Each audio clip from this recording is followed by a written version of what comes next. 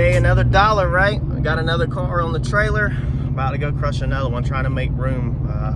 Like I said, I got this other parts truck. There's another Coyote coming in next week, so I'm trying to make some room. Me and Ed's just been cleaning up. Also, just tired of the business looking so junky. So much crap all over the place. It just gets old. So we're gonna go get this one crushed. Somebody asked in the last video about the weight versus the dollar amount on the receipt. So I'm actually gonna show y'all the details on the receipt today. You don't get paid that great on crushing cars because of they dock you because cars have so much weight to them that is not metal related. Well, let's go see how much we make. Maybe another $100 would be nice. We should get it today. Let's see how much this rig weighs with the car on the trailer, if we can see it. So with us, the car on the trailer and everything, it is 12,360 is what we weigh in with the scrap car. Let's go crush this thing and then see what we got. All right, he snagged our car off. Then we're gonna pull up here and get this rear frame section off and other couple pieces of metal. Let's see here, unloaded. We are gonna come in at 8,960 pounds. So we broke that 152 today. And so that is total weight net 3,380 it looks like. Price is 0.045 a pound. So 152 is to pay for today total.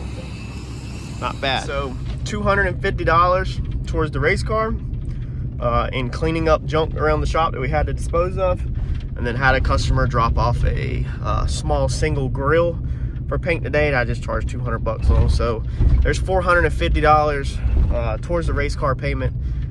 That's how we afford nice things in life, is by focusing on it a little at a time and not looking at the big picture and just biting off little pieces here and there.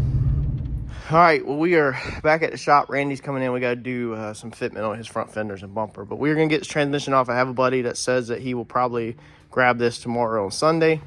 Problem is undoing your flex wheel bolts. You need to turn your flywheel bolts. You need to turn your flywheel over so you can get to the bolts, but the motor's locked up, so the crank won't turn. So I guess we're just gonna have to unbolt the trans and pull it off and make a mess with the torque converter and everything, and then unbolt it like that. So let's get these bolts out, get this thing ripped off. All right, got the transmission off of it, got the flywheel off, or flex plate. Come on now, dog. Come on, man. Man, if you remember with the other Coyote, I can't ever keep them things freaking right. No, I'm gonna go with flex plate. Flex plate, automatic transmission, flex plate, flywheel, stick shift. I think I'm right. Got that pulled off, got the transmission over to the side, got everything through up there. Hopefully get that out of here tomorrow. And then keep breaking this down in my spare time. We got Randy's. These are Randy's fenders. Okay, this is front bumper inside the box. I didn't do no film on it. All we did was literally come through here, took the fender or the bumper out, put it on the ground, and we fit the fenders to the bumper.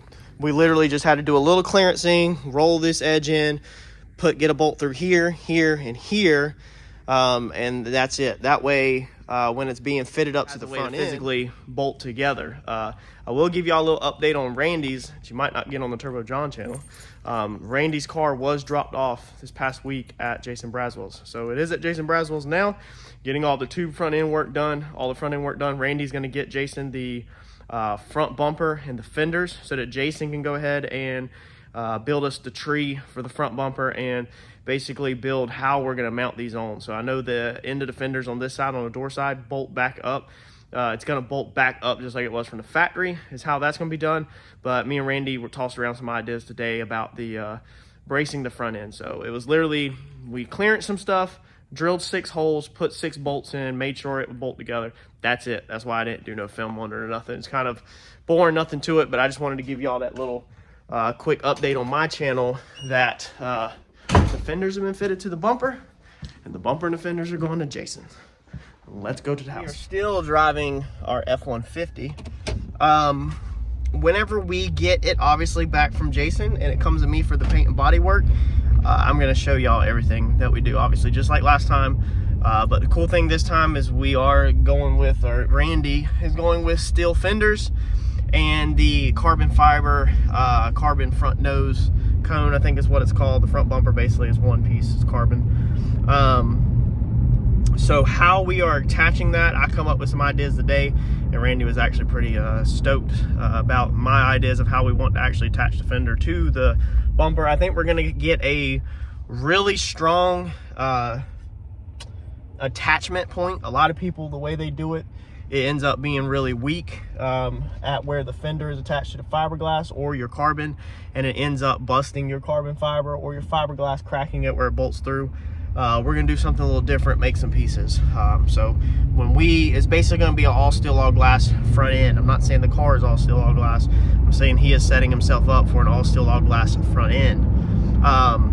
When we fit all that together, I'll go over everything with y'all. That way, if you have steel fenders and you want to put a fiberglass nose cone on yours and cut some weight out of it, you know, and do a tube front end and everything, you kind of see how we do it. It's just going to be easier to show that, obviously, when we get it back and we're actually doing it, than just rambling about how to do it now and trying to hope that you get the picture. All right, we working on the car again today. Little stuff. So it's Sunday. I've sat around pretty much all weekend, hung out with Harper. Did Randy's stuff a little bit yesterday, messed with the motor. It took about 2 hours out of my day at the shop yesterday. But we are going to snap the trims on. So you know we painted the trims the other night. We're going to snap the trims on. What we're doing right now is backfilling around the windshield. So we did a previous video on installing this windshield, which is the type of glass with a rubber molding that goes around it, pushes in. These windshields do not glue in. A lot of Fords, older Fords, do not use urethane. They use a gasket type windshield insulation. I'm sure there's some Chevy ones also that use the same style, but I have a video on how I did that. So what we're doing today, we did not backfill the windshield previously, so we're backfilling it today. Now I've already done half of it, but I wanted to stop and kind of show you a couple things real fast. So first off, what we are using is a 3M product. Just like in the video where we installed it, you've seen us use some of this 3M auto bedding, okay? It's a 08509. Now, this stuff basically works like a caulking gun. So whenever you put this stuff out, this is what it looks like, okay? And it's a pretty good size bead. Now I put a little extra up around the corners and stuff, but you can see over here, we have a different look. It's way down in there, okay? Now, if you try to pump this straight up out of the tube like it's cold, you know, just room temperature, this stuff is a really bear to pump out.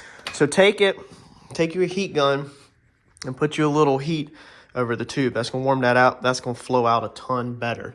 Now, when you take a heat gun on this, let me see if we can do this, okay? When we take a heat gun, we're just gonna heat this up a little bit. We'll actually go up here so you can actually see it. Okay, so we're gonna get a little heat over this. Now, normally I do this with the heat gun running non-stop. Just gonna get it warm because we're gonna switch hands. We're gonna put our heat gun down, and now we're gonna take our flathead screwdriver. And look at that. It's literally just like loose. I'm not gonna say water, but it is extremely soft. It's not hard like it is when you first pump it out. So you can literally just take a little screwdriver and make sure you just work it down in there to get that seal, so that it seals up that rubber gasket to the body. That's all we're looking for. So we don't want to lose our clips. We're gonna go tape our clips here in a second. But over there, like that right there, a lot of it has dropped down in there. So we're actually gonna repump that here in a second. So I'm gonna continue going around, heating this stuff up. When it heats up, it falls down in there very easy. Now you can just put this on there. A lot of people tell you just put it on there, put it in the sun, and you're good to go. Problem with that is your trim is then clipped in, and you don't have no way to work it in there. So you're trusting that the sun gets hot enough to literally just make this gravity fall down in there. Now I'm not doing the bottom because the water will run down naturally and run out. Some people do the inside of the seal right here on the Mustangs. I'm not going to do that right now. If I have a water problem, we'll go back and take the trim off and do the inside of the glass, but I really don't want to do that. It should be sealed up pretty good in there. But we're going to heat this up, flow this side out, reflow the top, and then get our trims snapped in and do some touch up here where we have busted the paint. All right, so we've got all of our stuff heated up and pushed down in there, worked down in there. nice and good. I'm a lot happier with this install than my first install. I was a little nervous about the windshield being a little too low on that side of the car, but I'm feeling better and better about it every single time I look at it. If you notice one thing real fast, if y'all got kids, look at that. My wife tells me the other day, she was like, I don't know if you need them, but when me and Harper was out there, because she was out here on the phone, Harper has took all of your sockets and put them in all the holes on the front of the race car. Yes, I was like, yes, I need them. So hopefully all my sockets are there and none are hidden and fall out on the dyno or going down the track. So we got to try to round up some sockets. What we're going to do now is locate our clips. So around your windshield, you have your trim clips. Everywhere there's a clip, we're going to put a little piece of tape. And I'm going to show you that why here in a second. We're going to put tape on the body. Now you can do this step first before you put all this glazing compound in there. Or glazing bedding. That's probably what I should have did. But now I'm just going to take my screwdriver and make sure I find every single clip and put a little piece of tape on it. I'd probably advise to not do like I did and just go ahead and do it first. Let me find all my clips. Let me get them marked. And then we're going to set the trim.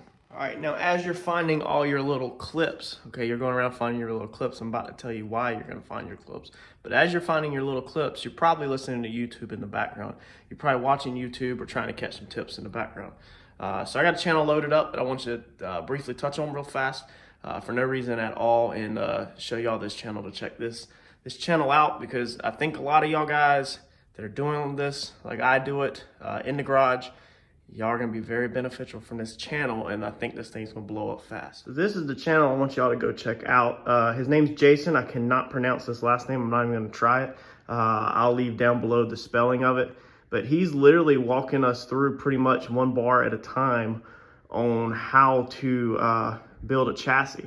Now this thing is pretty amazing. This is I believe it was an S10 truck. I know it's a truck, but he's literally, you know, walking us through how to do it. I've missed some of the videos. I'm very busy. I try to catch up, you know, but he just started a while back, so it's very easy for you to go back and catch up. I need to go back and catch up on some of these earlier ones. But you can definitely, you got time. If we scroll back, you can easily right there, you know, 1 month ago, and then 1 month ago, 1 month ago, you know, I don't think he was building this truck. This is where it about started. So 1 month ago. So you can easily go back and check the progress of this. He's building it right in a normal garage like you have in your backyard. He actually has a bigger garage than what I'm building, if you're not counting my shop. I just seen yesterday on Facebook, I am Facebook friends with him. He has not asked for a shout out. I have not told him I was giving him a shout out or nothing. I just, I tried to pass along channels that I really believe in and I feel like are on the same page as we are on this channel. And he's learning the cameras, learning the YouTube stuff, and carrying us along on his journey, just like we do on this. But yesterday, unfortunately, they had a fire at their house. I seen they posted on Facebook, and they were already struggling with some stuff that I know nothing about. They've posted that they were struggling with some stuff in the past. And so yesterday he actually posted a motivational short saying never give up, and then life chunked him a fire on his house last night. So man, if you're watching, Jason, don't give up. Keep rocking and rolling. I started all this from nothing, and you have great content there. I know that my viewers would definitely, if you're interested in building a tube chassis or whatever, it looks like he's gonna walk us through pretty much the whole process. You know, so you could definitely jump on board, and I'd love to see his subscriber count get up and he be able to reach for other people. The sad thing about these small channels like that is that they never get up to 1,000 subscribers or more. So YouTube has no interest really in pushing out their content. So some of these little channels are absolute gems to find. And the sad thing is you'll never see it just scrolling your TV because they're small. So the only way you're gonna find these channels is word of mouth, and YouTube just won't pass it out. So even though you're sitting here watching my stuff, they're probably gonna recommend you to some big channel that's already got a ton of subscribers because they're already working with that channel. You know, unfortunately, they pay that channel to advertise, that channel gets views, so they're not interested in little guys, just how it is. But a little guy often has the good content, whereas the big guys they transition a little bit more to entertainment and they stop trying to help the little guy out. Unfortunately, it's just like business. That's just what it is. Let's jump back on this. I'm gonna show you why we marked these out When this is over, you can go check out Jason's channel, and we're gonna get this trim. All right, so when we put our trim on here, okay, y'all all know how these Fox bodies, Mavericks, all these older Fords, probably Chevys, everything go. You put the trim on, and then you're pounding it to make it lock into that little clip, okay? So this is what that little clip looks like that's on around your windshield. Now, if anybody's new or anybody missed the other videos, there's the part number to these clips on these older Fords. This should be Fox body because this is what I used on Randy's. And this should be Maverick and probably many others. So this little clip, what it does is this is going to be the inside of my trim right here. This is going to be the outside. So it's going to lock into the outside. Now we're going to be working upside down. So this clip is like this. You can see right up here where my fingernail's at, straight in front of my fingernail, there's a little indentation that sticks out. Basically, whenever this windshield, when you pop this thing down, okay, let me see if I can get this to focus where y'all can see it. When you pop this down and you hit it, this little hook right there goes underneath and catches it. That's how these windshield trims are held on. So often you're sitting there pounding on the trim, trying to get it to clip in, and it's just bouncing. This trim is beat up. If you remember in my previous video where we painted it, I told you I got angry with this trim because it wouldn't pop in, and I did some really bad stuff to my car. That I explained the reason why we had to fix a stud. So if you got angry with your car and messed up a windshield stud, jump back to the windshield install video, and I've showed you how to do screw-in studs and replace the studs around Fox bodies and stuff like this. So you're sitting here pounding on it, and let's say we have a clip here, okay, and a clip here, and you're pounding in the center of it, then yeah, we're praying that it clips in both of these. But how do we know that this thing is not just bananaing, you know, and just bouncing in the center? Because there's nothing there. So if you have two studs and you're pounding it in the center, then in theory it could just be bowing in the center and not clipping in, and then you end up with a bunch of dents. So we have marked our studs because there's absolutely no reason to hit on anywhere that there's not tape, because it doesn't clip in anything. So there's no reason to be pounding on this corner, you know, or trying to pound it right here between these two. We need to make our hits right here on the tape. Now we're gonna hit this with the palm of our hand. You know, we're just gonna slap it. That way we are not putting pressure on one spot and bending it, and hope it clips in. Now this, you start from the top on these. Let's see here. No, I think you start from the bottom maybe. I got to figure this out real fast and remember, and I'll tell y'all. But you start either on all cars, you're either going to start from the bottom or start from the top, depending on how the metal overlaps, and go from it. So let me get these clips in real fast, and I will show y'all how I hit them to get them to actually clip in. All right, so I got it on. This is tough. As you can see, my trim is all beat up. You know, we dollied a little bit of it whenever we painted it, if you remember a couple videos back. But even putting it back on this time, you know, I mean, it takes a good hit sometimes. And all I do is, you know, if you can't use your hands, I unfortunately use a rubber mallet, and just like that one is not really, I'm never satisfied with these trims. Even though we put Randy's trim on this past time and it never blew off. I think one came off, but nothing blew off. I'm just never, ever satisfied with how these trims go on. I really don't like it at all. But hopefully they stay on. These bottom ones, I'm very unhappy with. I do know that this has to be up higher to get the fender in there. So I naturally want everything really tight and flush and equal because of me being a body guy. But I do know that I have to get a fender underneath here. So there's no reason to obsess with that. It's just like this one has some push down on it, even though I can physically see under here that the clip is physically engaged. So even though it has some spring to it, the clip is hooked into it. So these things irritate me. That's the reason, part of the reason why I went Lexan for weight, and just because I was irritated with the trim. We have a lot of touching up to do, so I'm going to go tape this right here, the satin part, and then we're going to brush in some of these little pieces today just to get that done and wipe some of that stuff off. But yeah, hopefully you have, like, that stuff right there irritates me. Okay, you can see how that springs, but that's literally in there like it's supposed to be. These older cars, they irritate me on some of the trim. Now, I've seen somebody at a no prep race that actually went and drilled through these and put screws around it. So it would look just like this pretty much back here, how your windows have screws around it.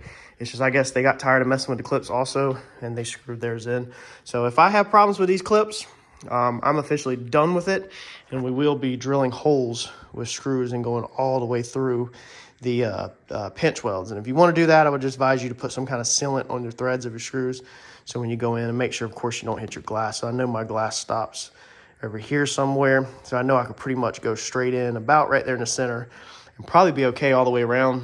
I'd probably sadly switch trims if I was going to do that, maybe, and go to some trim that is straight and paint the other trim. That way I don't have the waviness in these from these being beat all up.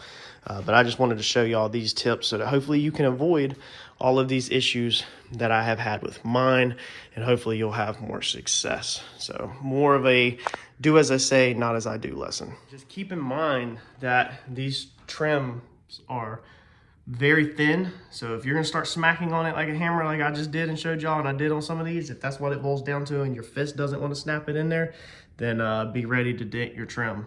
Satin black shows it really bad. If it was chrome, it probably wouldn't show it that bad, but satin black shows it really bad.